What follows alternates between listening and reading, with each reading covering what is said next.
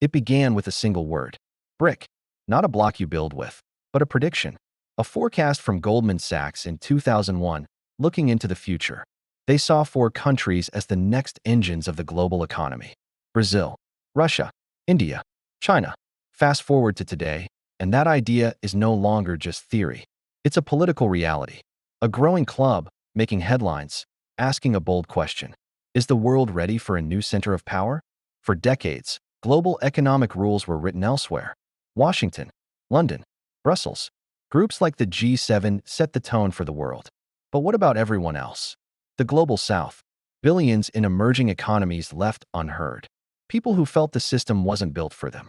That's the vacuum BRICS stepped into. It started small. The first official BRIC meeting happened in 2009, right after a global financial crisis. A crisis that shook faith in the Western-led system.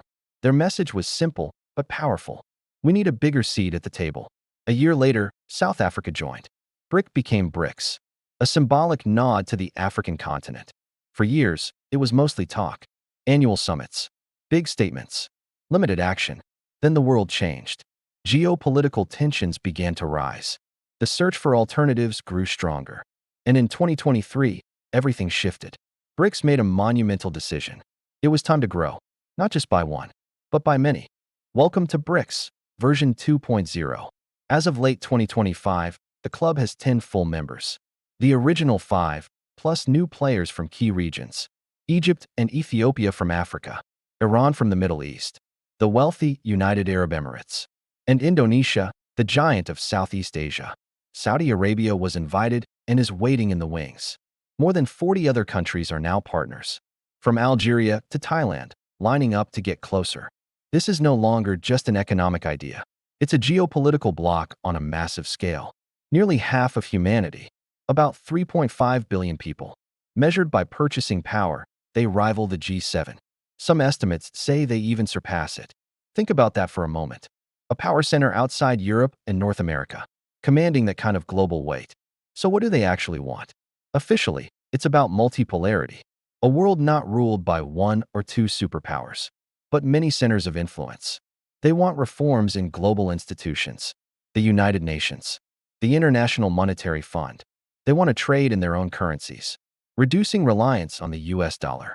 They've built their own institutions too.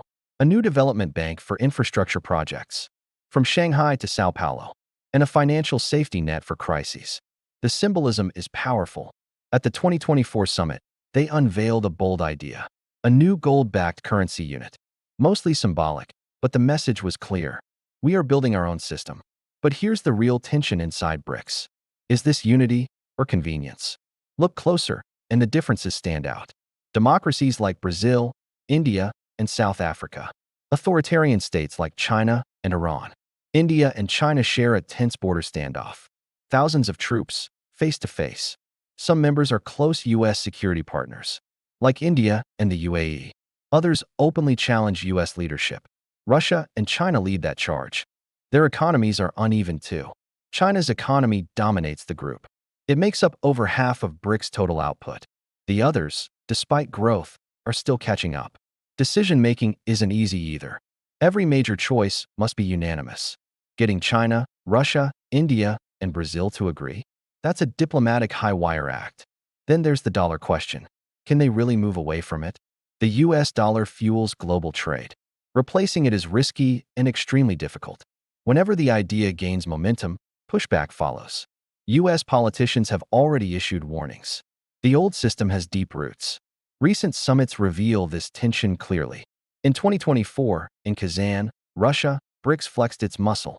They spoke on Gaza and Ukraine, and unveiled that symbolic currency idea. In 2025, in Rio de Janeiro, the tone shifted. The focus became practical cooperation, artificial intelligence, sustainable development, fighting protectionism, less confrontation, more construction. The truth is, BRICS won't replace the world order overnight. There are too many obstacles, too many internal rivalries. Big dreams keep hitting hard realities. A shared currency remains unlikely. A unified political voice, even harder. But dismissing BRICS would be a mistake. What it represents matters deeply. It's a megaphone for global frustration and for long-ignored ambitions. a signal that alternatives are being explored. When these countries speak together, the world listens. They are not a single, unified rival. They are a symptom of a world that is fragmenting, rebalancing, growing more complex by the day. They may disagree on the destination, but they agree on one thing. The path forward can't be decided by others. Born from an investment report, BRICS is now writing its own report card, and the whole world is watching.